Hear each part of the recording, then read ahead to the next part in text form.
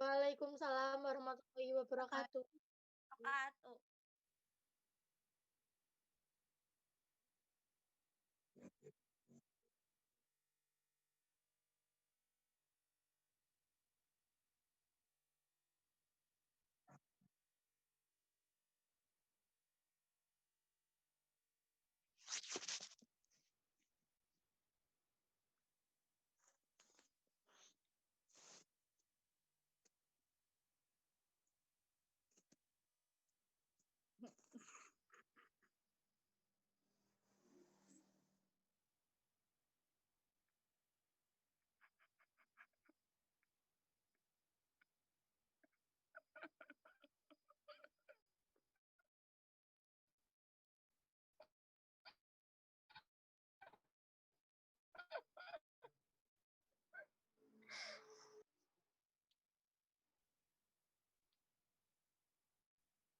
Dening aku ora lihat video.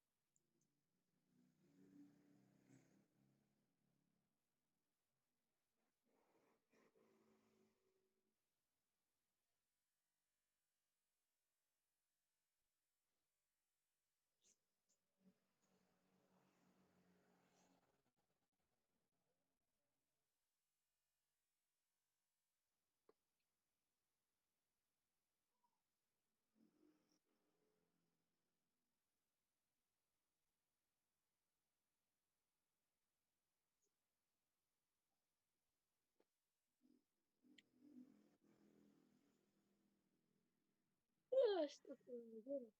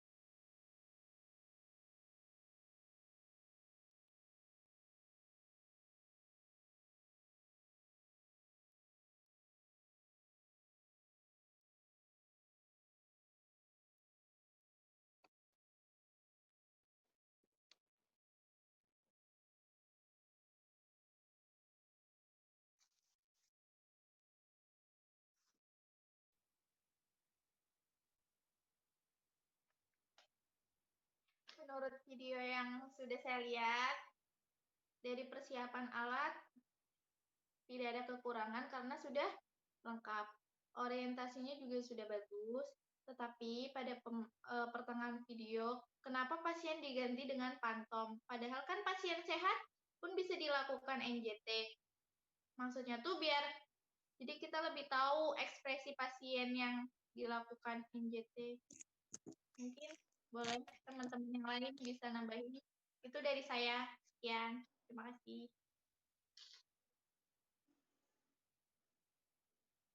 Ya, kalau menurut saya sih dari bagian persiapan alat bahan juga udah benar kayak Rizky Diana udah lengkap. Terus bagian orientasi menurut saya juga udah benar sih secara prosedur tindakan udah dijelasin. Cuma menurut saya dalam komunikasinya aja yang kurang lancar kepada pasien gitu.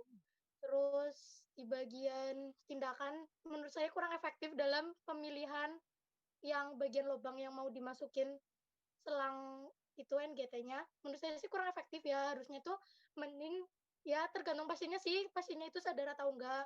Kalau misalnya pasiennya sadar, menurut saya itu mending pasiennya aja yang suruh menentukan dia. Jadi dia enaknya tuh nafasnya di bagian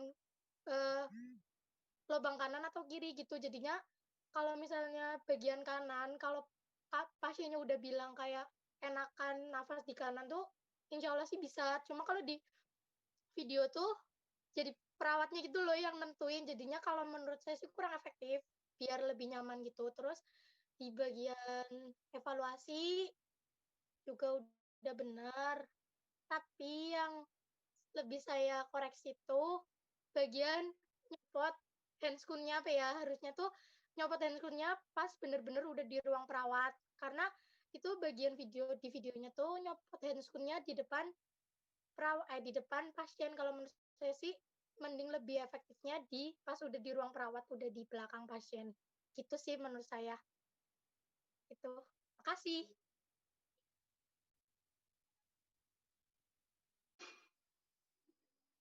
Di bagian orientasi itu udah betul. Terus di fase kerja ya betul sih kata Putri. Lebih baik pasiennya yang itu. Di bagian evaluasi juga betul, cuma kurang komunikasinya aja yang kurang efektif, kurang lancar. Dah.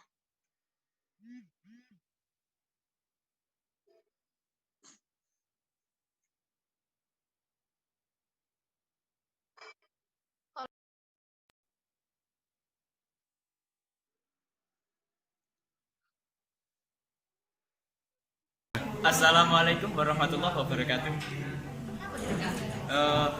Di sini kami akan melakukan perawatan kolostomi, yaitu perawatan pada luka bedah pada dinding rahim dikarenakan adanya sesuatu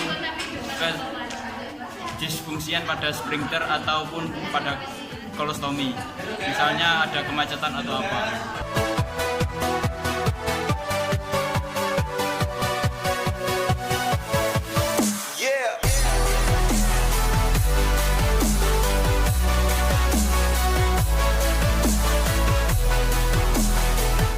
Yang pertama adalah persiapan alas. Ini ada handscoon pada bak instrumen. Ya, ini handscoon bersih. Kemudian ada cucing, ada pinset anatomi 2, ada juga gunting plester. Berhubung di sini nggak ada gunting plester, kami siapkan gunting anatomi. Kemudian ada sabun guna untuk membersihkan luka. Bisa pakai sabun cair, tapi ini sabun cair di sini buat salep zinc. Kalau direkomendasikan oleh dokter nanti. Kemudian ada NaCl. Kemudian ada tisu buat membersihkan luka. Kemudian ada kasa di dalam kom, ada bengkok, kemudian matras atau perlak. Ini loh, matras perlak. ada perlak, kemudian ada handuk buat nanti jaga-jaga. Sebenarnya ada tambahan juga celemek. Nah, celemek buat menghindari cipratan.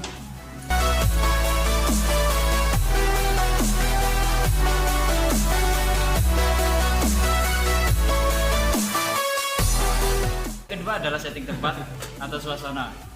Jadi pasien ini diusahakan tertutup privasi, oke?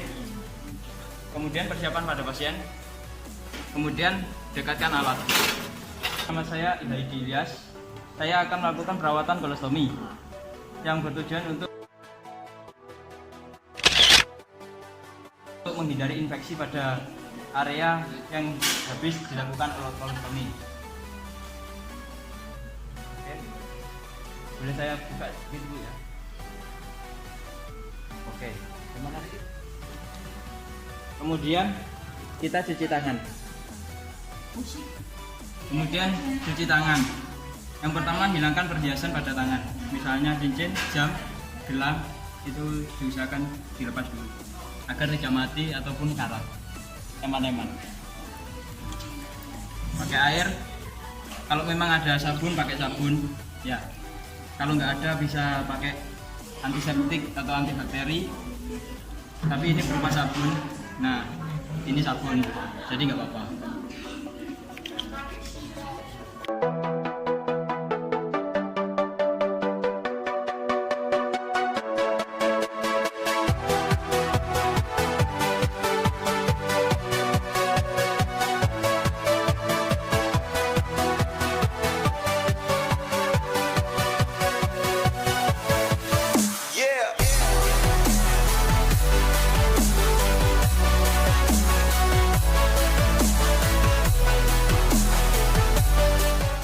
Usahakan air mengalir.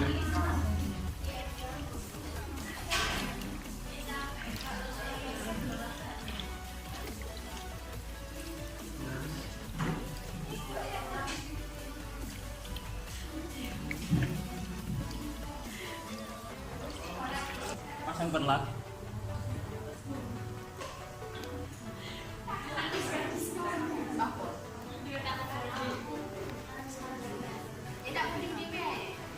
Permisi Ibu. Diangkat sedikit. Oke, terima kasih.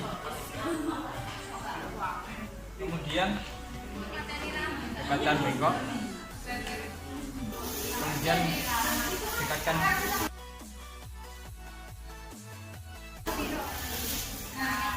dekatkan kresek.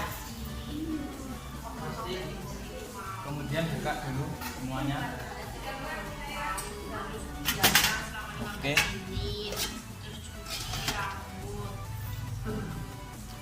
Sikuit.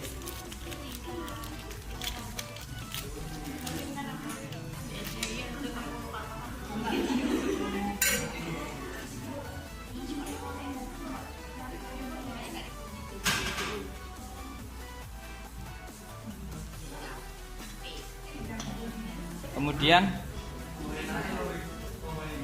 cepatkan dulu pakai handscoon.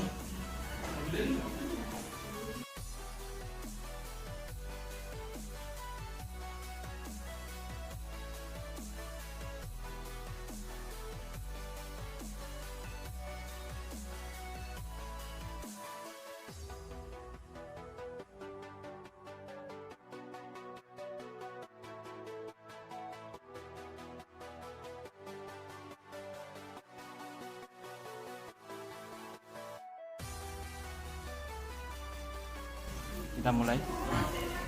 Permisi Bu ya, saya mau melepas bag kolostominya. Bisa pakai bantuan pinset kalau memang susah. Oke, kita tekan sambil kita tarik salah satunya.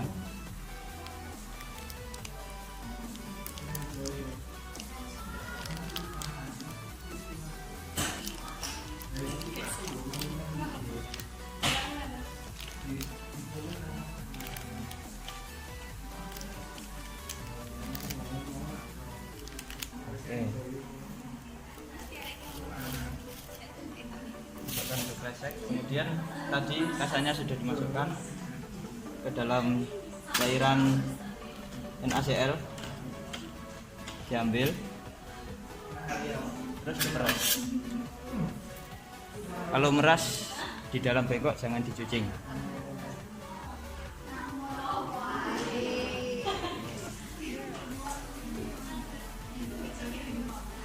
Oke, kita usap pada bagian jahitan.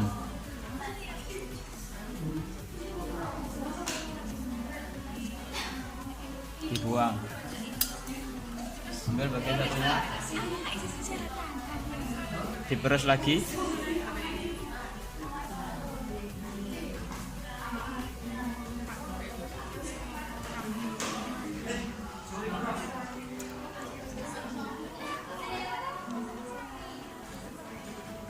Oke.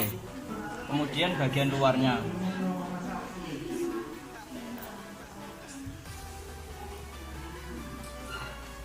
Diusap.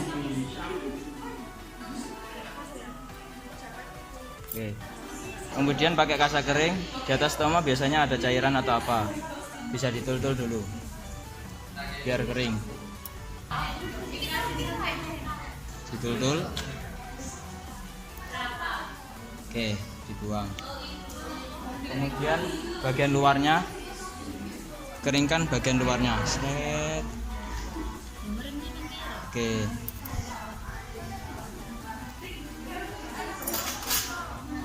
Setelah itu tutup bagian atasnya dengan kasa agar tidak muncrat atau apa. Sembari menyiapkan ukuran lubang. Oke. Kita ukur dengan kira-kira sebelumnya. Bisa ditandai dengan bolpen atau spidol. Kemudian setelah itu kita gunting.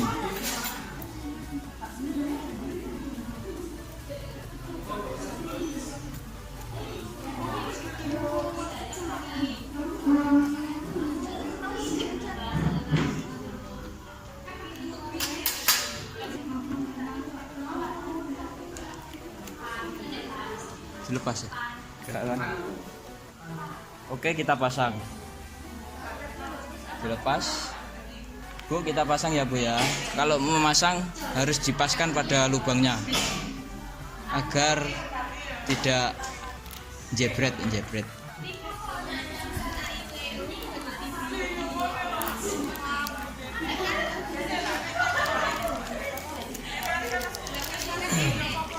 Oke. Sudah. Kemudian lepas handscoon. Ibu, perawatan ini biasanya dilakukan 3 kali sehari. Itu buat back kolostomi yang baik, karena memang bisa diganti. Kalau untuk yang tipis-tipis itu sekali pakai, mungkin nanti kalau sudah penuh bisa diganti. Untuk perawatan lukanya mungkin nanti bisa 3 kali sehari, melihat kondisi dari luka ibu. Terima kasih. Dibersihkan alatnya, dibuang sampahnya. Oke.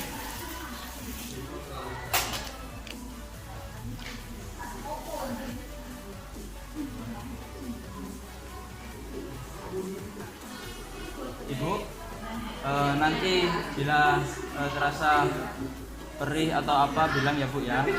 Ini kalau sudah penuh kantongnya bisa bilang kepada perawat atau bisa keluarga ibu membantunya. Nanti saya akan mengajari keluarga ibu untuk menggantinya. Oke, terima kasih. Sekian, wassalamualaikum warahmatullahi wabarakatuh.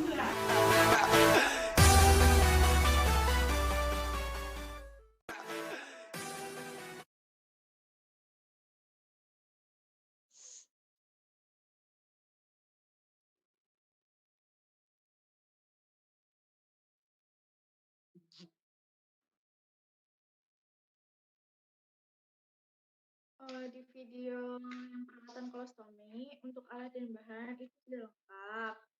Tapi si perawat tidak melakukan tahap orientasi, di mana tahap orientasi pada perawatan kolostomi itu sangat penting. Untuk evaluasi sudah jelas, tapi si perawat kurang kurang menjelaskan kepada pasien gimana perasaannya setelah dilakukan tindakan. Terima kasih.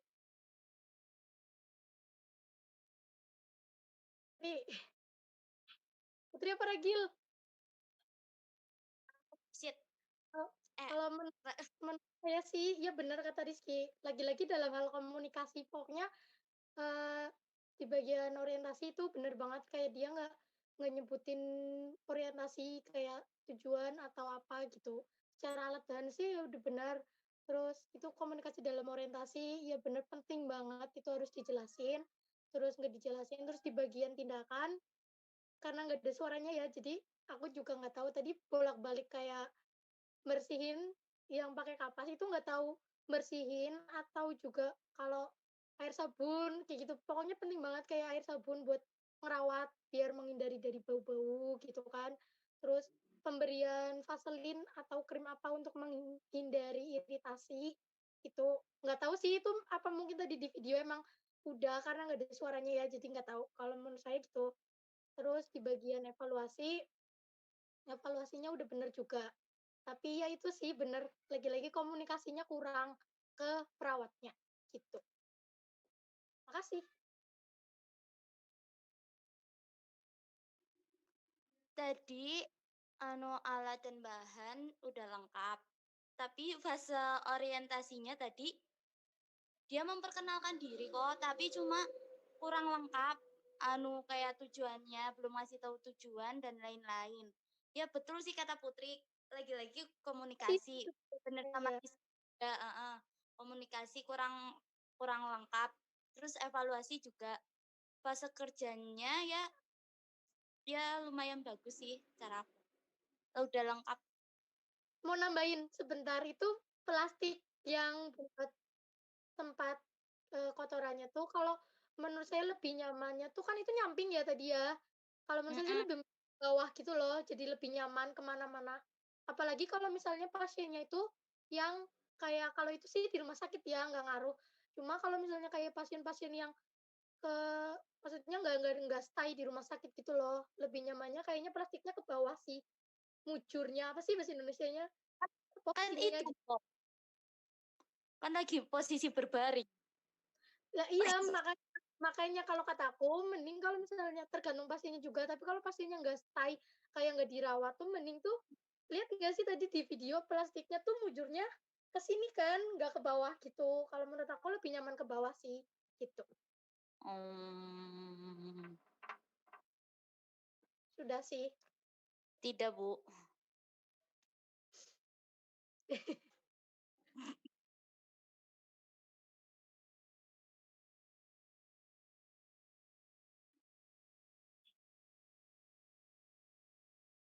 Waalaikumsalam. Waalaikumsalam warahmatullahi wabarakatuh.